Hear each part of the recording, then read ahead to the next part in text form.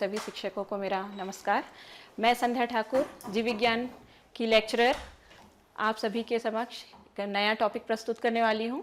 ये जो टॉपिक है बायोडाइवर्सिटी, जीव विविधता जिसे हम कहते हैं, है ना, ये हमारे 5वें यूनिट का टॉपिक है और इसमें टोटल 4 चैप्टर्स हैं, जिसमें से टोटल 14 नंबर का क्वेश्चन हमको पूछा जाएगा। 14 मार्क्स के क्वेश्चन पूछे जाएंगे, जिसमें से 1 नंबर के 2 क्वेश्चन पूछे जाएंगे और 3 नंबर के 4 क्वेश्चंस इस चैप्टर से, इस पूरे यूनिट से पूछा जाना है, जिसमें से एक ये बायोडाइवर्सिटी वाला चैप्टर है। तो मोस्टली हमको ज्यादातर इसमें छोटे क्वेश्चंस को और लघुत्तरी प्रश्न हैं जिनके आंसर बहुत बड़े नहीं है, है ना, ऐसे प्रश्नों को हमको ध्यान में रखना है और छोटे छोटे क्वेश्चंस बुक से हमको निकाल कर पढ़ना है, प्रैक्टिस करनी है, बड़े प्रश्नों पर ध्यान हमको नहीं देना है। तो आइए हम चलते हैं बायोडाइवर्सिटी समझने के लिए। तो जैव विविधता या बायोडाइवर्सिटी है क्या, है ना। जैव विविधता, अगर मैं बोलूं कि आज मैं गरियाबंद पूरा घूमी या उदंती अभयारण्य घूमी, तो मुझे बहुत सारे पक्षी दिखाई दिए, पेड़ पौधे दिखाई दिए और मनुष्य भी दिखाई दिए, लेकिन वो बहुत अलग अलग प्रकार के थे, है ना। तो मैं ये बोलती हूँ कि हमारे गरियाबंद में विविधता है जीवों की, है ना, जीवों की अलग अलग जातियां हैं और एक ही जीव की जाति में भिन्नता है ना। तो इसी को हम बायोडाइवर्सिटी या जीव विविधता कहते हैं। जीव विविधता को समझने के लिए हम पहले इसकी परिभाषा हम जानते हैं। जीव विविधता के बारे में, जीव विविधता, इसके बारे में 1986 में वॉल्टर जी रोसेन ने सबसे पहले बताया था। इस वैज्ञानिक ने सबसे पहले बताया था कि जीव विविधता है क्या। तो जीव विविधता एकदम सिंपल है, आपको बुकिश लैंग्वेज में नहीं जाना है, बुकिश लैंग्वेज में नहीं जाना है। आपको जानना यह है कि सूक्ष्म जीव जितने भी प्लांट हैं और जितने भी प्राणी हैं संसार में, है ना, प्राणियों की जातियों की प्रचुरता, कितने टाइप के, फॉर एग्जाम्पल जैसे कि आम है ना, हमने आम खाए हैं, बहुत सारे आम खाए हैं, है ना, अलग अलग प्रकार के। मैंगीफेरा इंडिका आम का नाम है, लेकिन हमने हाफूज आम, बैंगनपल्ली आम, लंगड़ा आम, तोतापल्ली आम, सब आम की ही प्रजाति है, लेकिन हमने आम में ही डिफरेंट टाइप के, उसके फलों में डिफरेंट टाइप की वैरायटीज हमको देखने को मिलती है। तो ये क्या है, आम में आम के पेड़ की विविधता है ना। ऐसे ही हम अपने आसपास देखते हैं कि चिड़िया देख लिए, मनुष्य देख लिए, हम अपने आसपास कुत्ते, बैल, भेड़, बकरी या प्लांट की बहुत सारी अलग अलग प्रकार के हम प्लांट्स देखते हैं। तो ये हमारी विविधता है, वैरायटी है। तो पूरी जो संसार में जितनी भी वैरायटी पाई जाती है, किसमें, सूक्ष्म जीवों में, पौधों में और प्राणियों में जितने भी प्रकार मिलते हैं, उसको एक साथ मिलाकर हम क्या बोलते हैं, जैव विविधता या बायोडाइवर्सिटी कहते हैं, है ना। तो बायोडाइवर्सिटी को हमको किन किन पॉइंट्स में पढ़ना है, ये हम देख लेते हैं। एक आउटलाइन बना लेते हैं।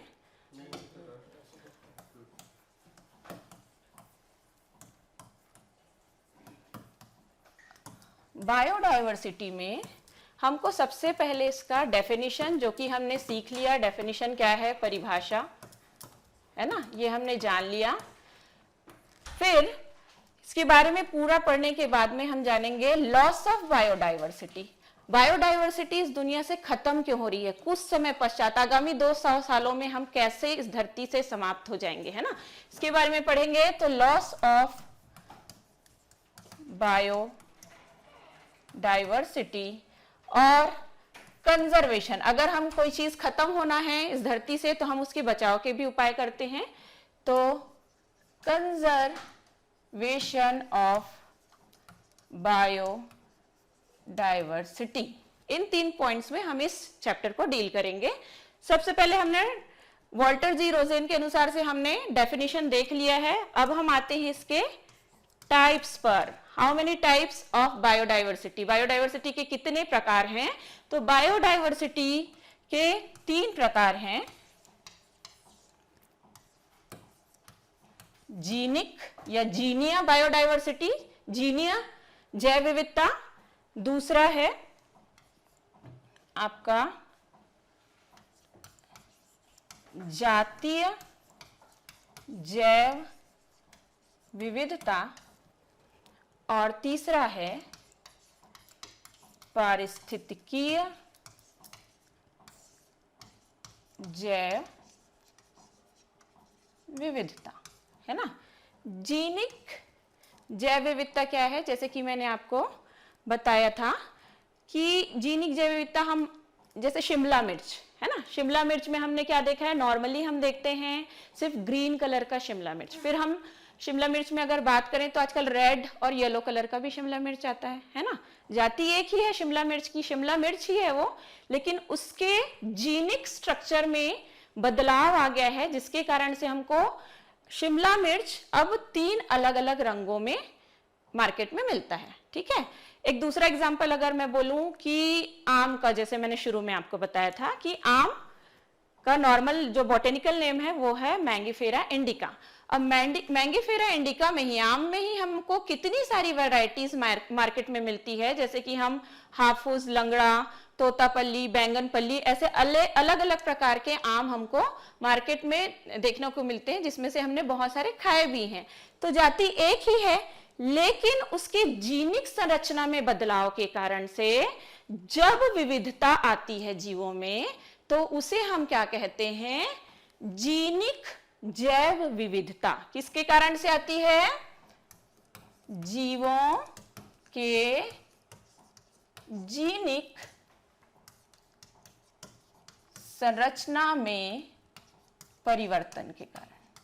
ठीक है, जीवों के जीनिक संरचना में। हम ह्यूमन बीइंग का भी एग्जांपल ले सकते हैं कि एक ही फैमिली में सभी के चेहरे तो एक जैसे नहीं होते, वही सब अलग अलग दिखते हैं, वो होमो सेपियंस ही, लेकिन सबके चेहरे अलग होते हैं क्योंकि उनके जीन्स में क्या होता है, अगर हम अपने क्रॉसिंग ओवर होता है ना, अर्धसूत्री गुण विभाजन में क्या होता है, क्रॉसिंग ओवर होता है, जिसके कारण से हमें नए गुण उत्पन्न होते हैं, और एक ही जाति के होने के बावजूद भी हमारे जो जीनिक संरचना है उसमें जरा सा परिवर्तन आ जाता है, जिसके कारण से हमें विविधता देखने को मिलती है कि मनुष्य भी, होमोसेपियंस भी कई प्रकार के हमको देखने को मिलते हैं। ठीक है, फिर दूसरा है जातीय जैव विविधता।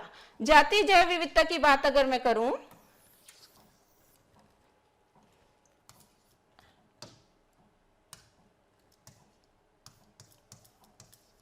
जातीय जैव विविधता, ठीक है, जातीय जैव विविधता आसपास हम जितना भी देख सकते हैं, जैसे कि हम मनुष्य की एक जाति देखें, होमोसेपियंस, ठीक है, आम की एक जाति देखें, मैंगीफेरा इंडिका, सेम जो अभी मिल रहा है सेमी, है ना, डॉलिकस लैबलेब, इसकी एक जाति देखें, सभी में वैरायटी है। तो जब अलग अलग जातियों के जीव किसी एक निश्चित क्षेत्र पर निवास करें, तो वहां पर जो डाइवर्सिटी, यहां पर जो विविधता आती है, उसे हम क्या बोलते हैं, जातीय जैव विविधता कहते हैं।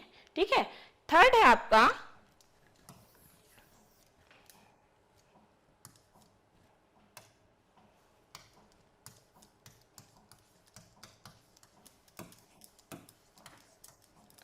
पारिस्थितिकीय जैव विविधता।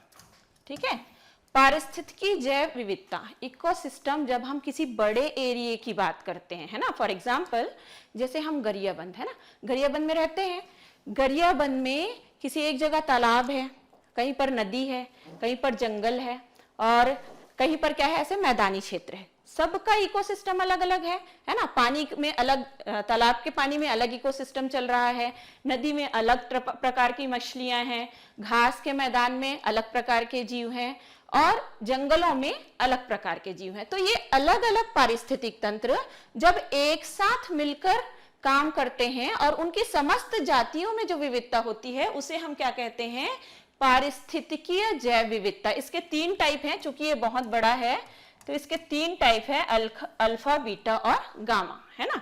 आइए हम जानते हैं कि अल्फा, बीटा और गामा बायोडायवर्सिटी है क्या। सबसे पहले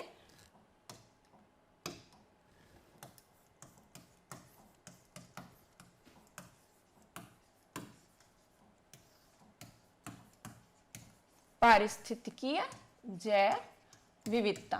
कितने टाइप बताया मैंने आप लोगों को? 3, अल्फा, बीटा और गामा। 3 टाइप की डायवर्सिटी बताई। इकोसिस्टम चूंकि बहुत बड़ा एरिया, आप अपने गरियाबंद को याद रखिएगा कि गरियाबंद में एक जगह तालाब अलग है, जंगल अलग है, घास का मैदान अलग है और नदी अलग है। चारों में अलग अलग इकोसिस्टम, अलग अलग टाइप के जो फ्लोरा और फौना है वो काम कर रहे हैं, वहां पर एक साथ रह रहे हैं एबायोटिक फैक्टर्स के साथ मिलकर, है ना। तो चूंकि बड़े एरिया की बात हो रही है तो यहाँ पर हम 3 प्रकार का इसको डिवाइड करते हैं, अल्फा, बीटा और गामा। इसके लिए मैं आपको एक एग्जांपल दिखाती हूँ। सपोज आप गरियाबंद में ही समझ लो कि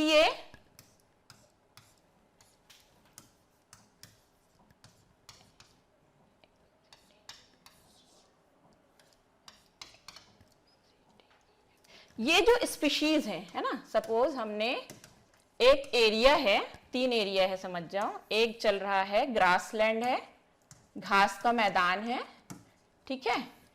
एक जो है वो है आपका फॉरेस्ट, फॉरेस्ट मतलब जंगल, है ना। और एक है जो है डेजर्ट एरिया, मरुस्थल, ठीक है।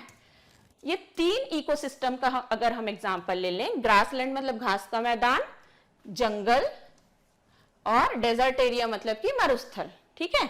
अब यहां पर इन तीनों में डिस्ट्रीब्यूटेड है 5 जातियां। ए कोई प्लांट है मान लो, बी, सी, डी, ई और एफ। ये 5 जो स्पीशीज हैं ये इन तीनों इकोसिस्टम में डिस्ट्रीब्यूटेड है जो एक पर्टिकुलर एरिया में पाई जा रही है, ठीक है। सपोज ग्रासलैंड में ए, बी और सी स्पीशीज हैं, ये स्पीशीज है, ठीक है। इसमें है बी, सी और इसमें सपोज ये है ई, है ना, और एफ। तो यहां पर अगर मैं ग्रासलैंड के अल्फा डाइवर्सिटी की बात करूं, ग्रासलैंड में नंबर ऑफ स्पीशीज कितनी है? 3। तो किसी इकोसिस्टम में जो अल्फा डाइवर्सिटी है वो क्या बताती है? किसी पर्टिकुलर इकोसिस्टम में, किसी विशेष पारिस्थितिक तंत्र में कितने नंबर ऑफ स्पीशीज हैं। जैसे कि ग्रासलैंड में कितने नंबर ऑफ स्पीशीज हैं? 3। तो इसका अल्फा डाइवर्सिटी क्या हो जाएगा? 3। इसमें कितनी स्पीशीज है? इसमें है 2, तो इसकी अल्फा डाइवर्सिटी क्या हो जाएगी? 2। और यहां पर डेजर्ट एरिया में ई और एफ है, तो इसकी अल्फा डाइवर्सिटी क्या हो जाएगी? 2, है ना। मतलब किसी एक पारिस्थितिक तंत्र, किसी बड़े क्षेत्र में, किसी एक पारिस्थितिक तंत्र में जितने जीवों की जातियां पाई जाती हैं उसे हम क्या कहते हैं? उस क्षेत्र की अल्फा डाइवर्सिटी कहते हैं। फॉर एग्जाम्पल घास के मैदान में यहाँ पर 3 स्पीशीज है और तीनों स्पीशीज को मिलाकर इसकी अल्फा डाइवर्सिटी बनती है, ठीक है। फॉरेस्ट का 2 है और डेजर्ट का भी क्या है? 2 है, ठीक है। अब आते हैं बीटा डाइवर्सिटी पर।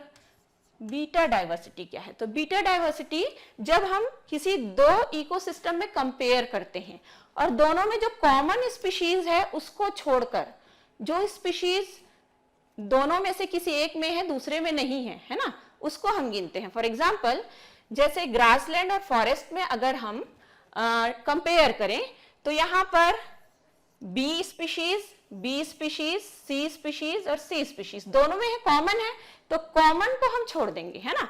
कॉमन को छोड़कर जो बचता है, जैसे कि सिर्फ ए बचा, तो इसकी बीटा डाइवर्सिटी क्या हो जाएगी? 1। समझ में आया?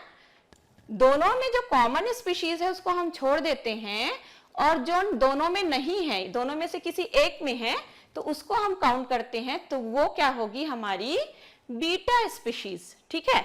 देन अब हम बात करते हैं गामा स्पीशीज की, ठीक है। इन दोनों में भी आप मुझे निकाल के बताइएगा कि इन दोनों में से बीटा स्पीशीज इसकी क्या होगी, है ना। बीटा डाइवर्सिटी की वैल्यू इसकी क्या होगी?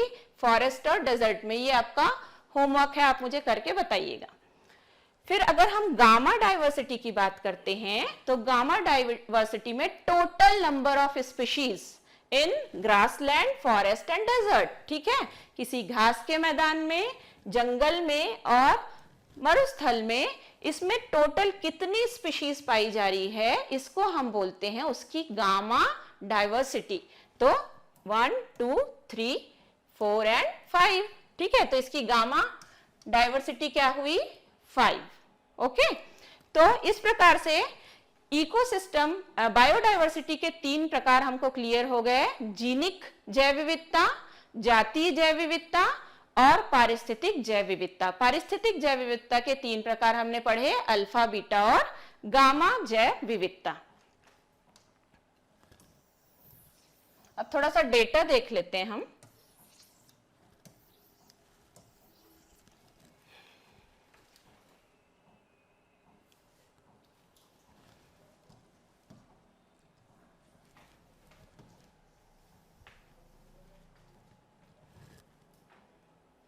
देखिए, बायोडाइवर्सिटी अगर हम पढ़ रहे हैं तो बायोडाइवर्सिटी कितनी है ना? तो आपको जानकर आश्चर्य होगा कि अभी तक, है ना, हमारे पूरे वर्ल्ड में 30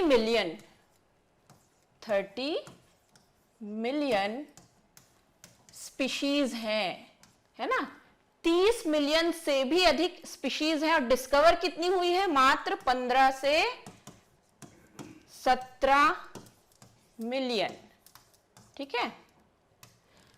हमने बहुत कम इस धरती पर जितने भी फ्लोरा फौना पाए जा रहे हैं, जितनी भी स्पीशीज है प्लांट की, माइक्रोब्स की या फिर एनिमल्स की, उसमें से सिर्फ हमने 30 मिलियंस हैं, इससे भी ज्यादा हैं, और इसमें से हमने सिर्फ 15 से 17 मिलियन स्पीशीज को खोजा है और उनको पहचाना है। अभी भी आधा हमारे पास में बाकी है उसको ढूंढना। तो कितने वर्ल्ड कितना रिच है बायोडाइवर्सिटी से, ये आप सोचिए, है ना।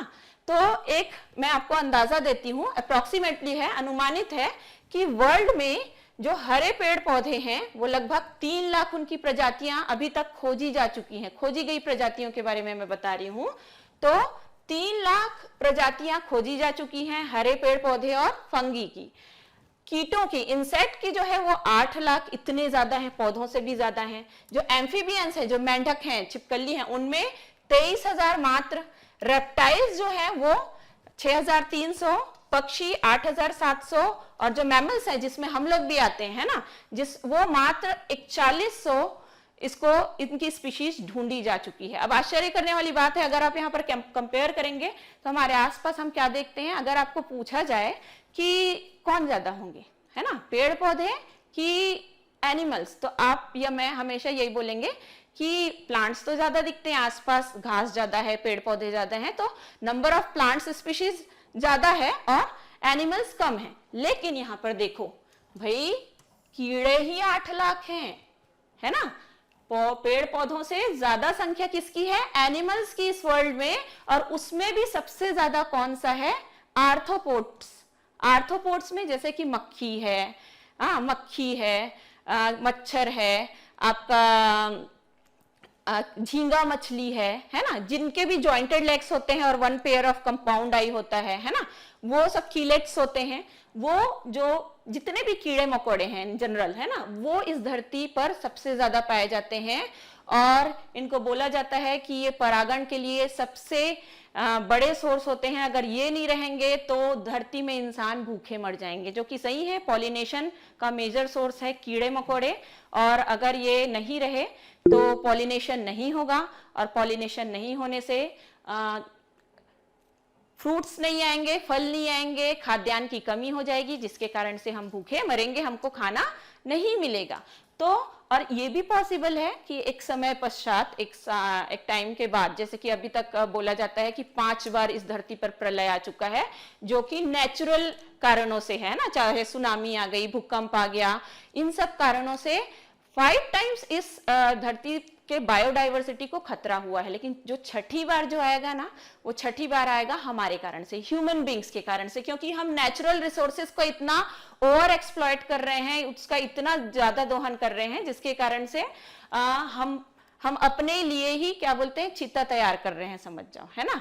तो इसलिए अपने नेचुरल रिसोर्सेज को आप कंजर्व करके रखिए, सुरक्षित करके रखिए, पेड़ लगाइए। और अगर हम नहीं रहे तो हमारे बाद इस धरती पर कौन राज करेगा? कीड़े मकोड़े। इट मे बी पॉसिबल, है ना, ये संभावना है। तो वर्ल्ड का एक जो डेटा है, ये डेटा पे आपको सिर्फ ध्यान रखना है कि सबसे ज्यादा है क्या। वैसे बहुत कम क्वेश्चन इसके ऊपर पूछे गए हैं डेटा के ऊपर। सर नेक्स्ट कर। इंडिया की बात करूं तो इंडिया में हमारे पास बहुत सारे प्राउड मोमेंट है इसमें बताने के लिए, है ना।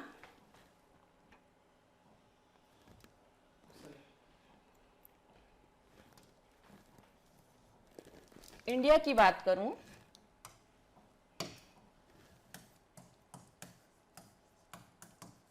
है ना, इंडिया का बायोडायवर्सिटी में कंट्रीब्यूशन क्या है, ठीक है। तो आप अगर हम एरिया की बात करें कि क्षेत्रफल की दृष्टि से भारत का कौन सा स्थान है इंडिया पूरे वर्ल्ड में, है ना, तो पूरे वर्ल्ड में इंडिया क्षेत्रफल की दृष्टि से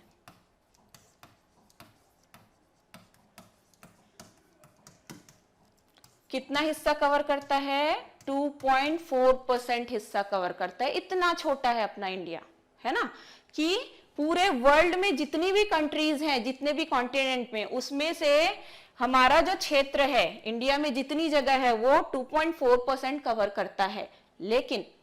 लेकिन बायोडायवर्सिटी में हमारे इंडिया का स्थान, हमारे भारत का स्थान क्या है, हम 8.4% कवर करते हैं, सॉरी 8.1%।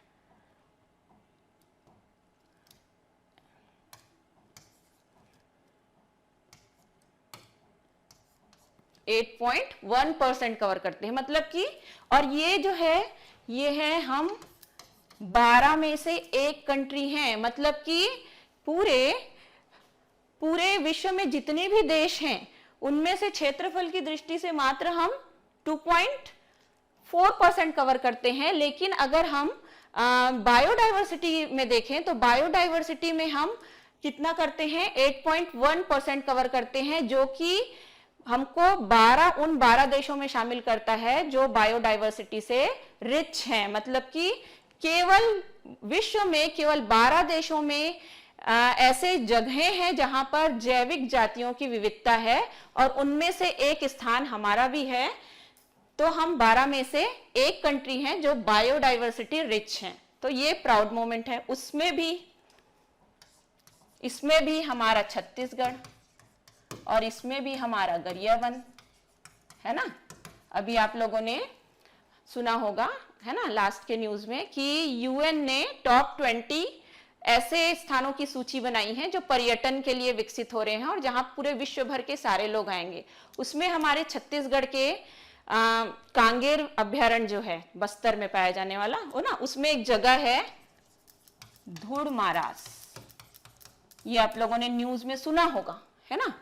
तो ये जो जगह है, यहाँ पर विश्व के जितने भी लोग हैं वो पर्यटन के लिए यहाँ पर आएंगे। क्यों? क्योंकि यहाँ की जैव विविधता बहुत अधिक है, इसलिए इसको चुना गया है यूनाइटेड नेशंस के द्वारा, है ना।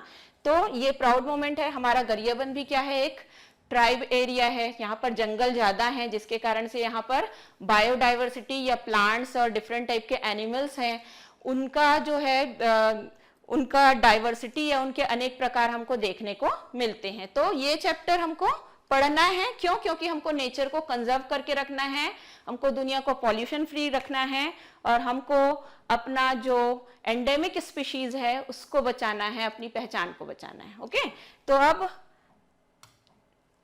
ये डेटा हमने देख लिया।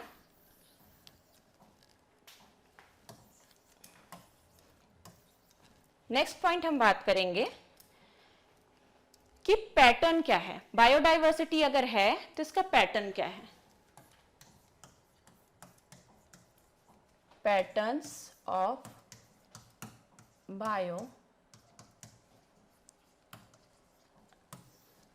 बायोडायवर्सिटी का पैटर्न। तो दो टाइप का पैटर्न हमको देखने को मिलता है। पहला जो है वो है अक्षांशीय, अगर हिंदी में बोलूं अक्षांशीय प्रवणता, और दूसरा है ऊंचे स्थानों पर जाने पर, है ना, ऊंचे स्थानों पर जाने पर हमको किस प्रकार की डाइवर्सिटी देखने को मिलती है ना। तो यहाँ पर अगर मैं अक्षांशीय प्रवणता की बात करूं तो अगर हमने ग्लोब ध्यान से देखा है ना, तो ग्लोब में हमको जो एक काल्पनिक रेखाएं दी गई हैं, अगर आप ग्लोब ध्यान से देखोगे तो पृथ्वी के मध्य भाग से होकर जो रेखा गुजरती है ना, जहां पर सूर्य की रोशनी कैसे पड़ती है, एकदम सीधी पड़ती है और उन क्षेत्रों में क्या रहता है, बहुत ज्यादा गर्मी रहती है। तो इसको हम क्या कहते हैं, भूमध्य रेखा। भूमध्य रेखा, ठीक है। इस भूमध्य रेखा से 23.5 अंश उत्तर की ओर और 23.5 अंश दक्षिण की ओर।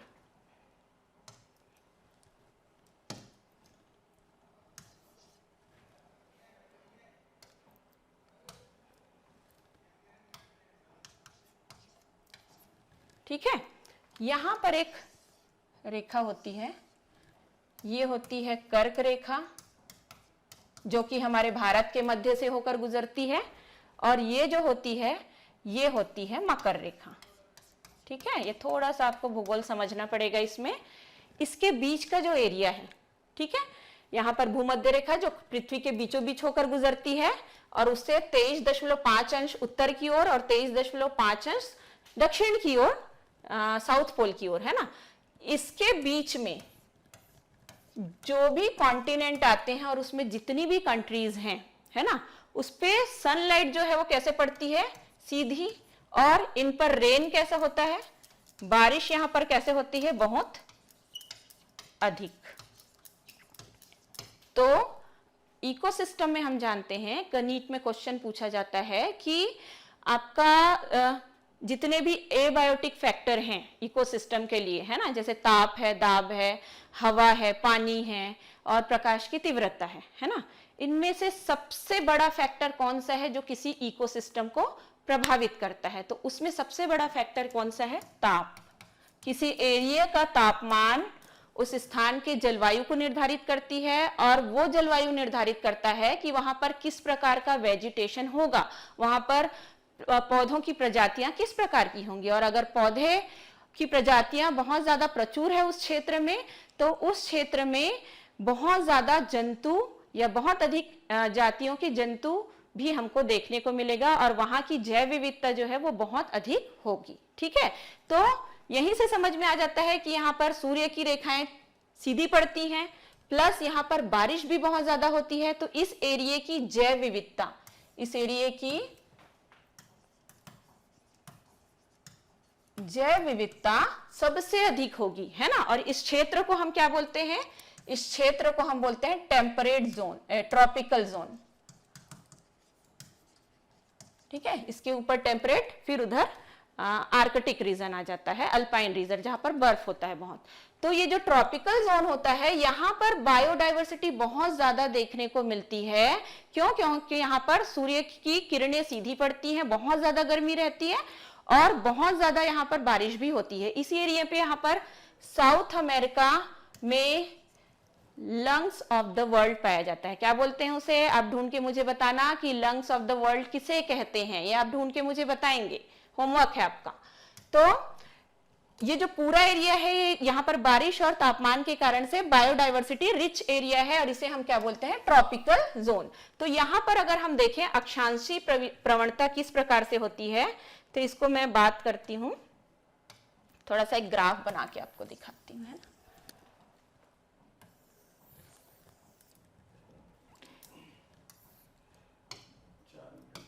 जी, तो बहुत सारा बच्चा है सर। ठीक है,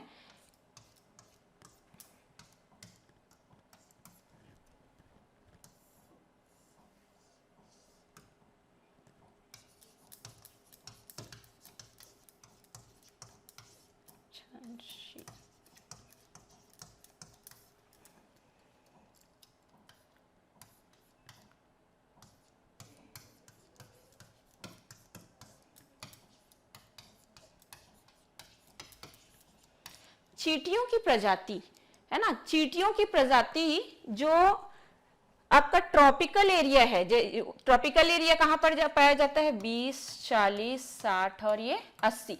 तो कौन से एरिया पे पाया जाता है? 20.5 उत्तर और दक्षिण की ओर के बीच का एरिया क्या होता है? Tropical area. तो यहां पर अगर हम इस ग्राफ में देखेंगे तो सबसे ज्यादा चींटियों की प्रजाति जो कि 200, 180 से लेकर 200 तक होती है, वो आपको ट्रॉपिकल एरिया में देखने को मिलेगा। ये आपकी बुक में दिया हुआ है, अगर आप ग्राफ को देख पा रहे हैं अपनी बुक में तो उसे देखकर समझिएगा कि जो ऊपर वाला जो एरिया है वो क्या शो कर रहा है कि 20.5 N और S के बीच का जो एरिया होता है उसमें अक्षांशी प्रवणता वाले में, उसमें चूंकि वो ट्रॉपिकल एरिया है इसलिए वहां पर चींटियों की प्रजाति बहुत अधिक देखने को मिलती है।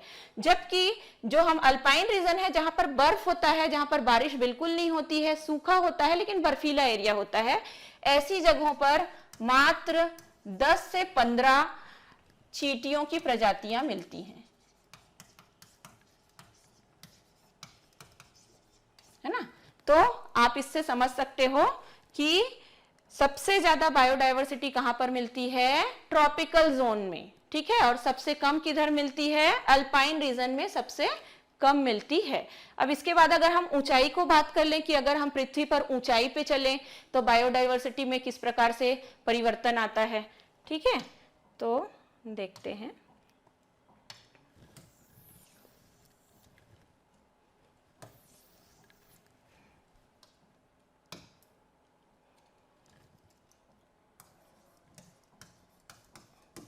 ऊंचाई में जाने पर तो आप देख सकते हो हिमालय की, अगर हम हिमालय का उदाहरण लें तो हिमालय का जो धरातल एरिया है जो समुद्र तल से कम दूरी पर है, वहां पर आपको बायोडायवर्सिटी अधिक देखने को मिलेगी। वहां पर अलग अलग प्रकार के पौधे और वृक्ष मिलेंगे, साथ ही साथ वहां पर अलग अलग प्रकार के जंतु भी मिलेंगे। लेकिन जैसे जैसे हिमालय की चोटी में हम जाते हैं, ऊंचाई पर जाते हैं, तो हमको बायोडायवर्सिटी कम मिलती है और कई सबसे ऊपर में तो जातियां या किसी भी प्रकार का जीव होता ही नहीं है, है ना। तो ऊंचाई पर जाने पर जैव विविधता कैसे होती है? कम होती है।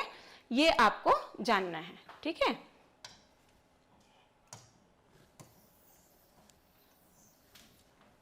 पैटर्न के बाद में अब हम बात कर लेते हैं कि लॉस ऑफ बायोडायवर्सिटी क्यों हो रहा है।